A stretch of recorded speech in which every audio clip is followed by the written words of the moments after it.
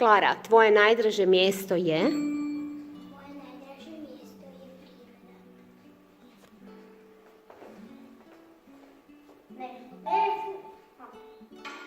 Dobro, nema veze.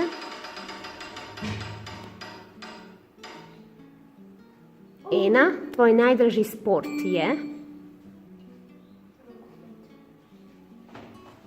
Može dalje.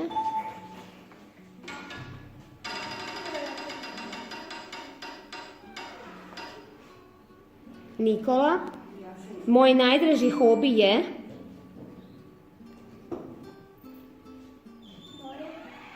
Tvoj najdraži hobi je koji? More. More, plivanje misliš? Dobro, Nikola, može dalje.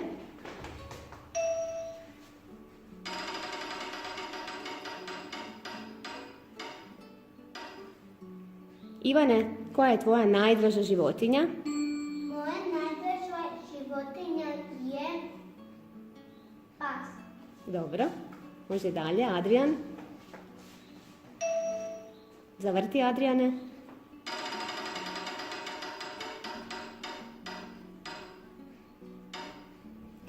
Adrian, koja je tvoja najdraža igračka? Moja najdraža igračka je mačka. Dobro, Imam dobro. može dalje. Pa je Dobro, zavrti.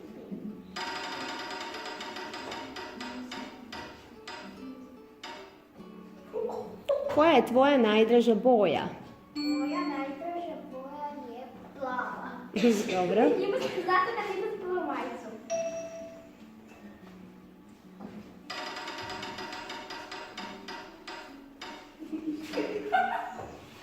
Nikolina, tvoja najdraža igra je? Čovječe, ne ljuti se, dobro. Zato kad to vidiš, Može pa dalje.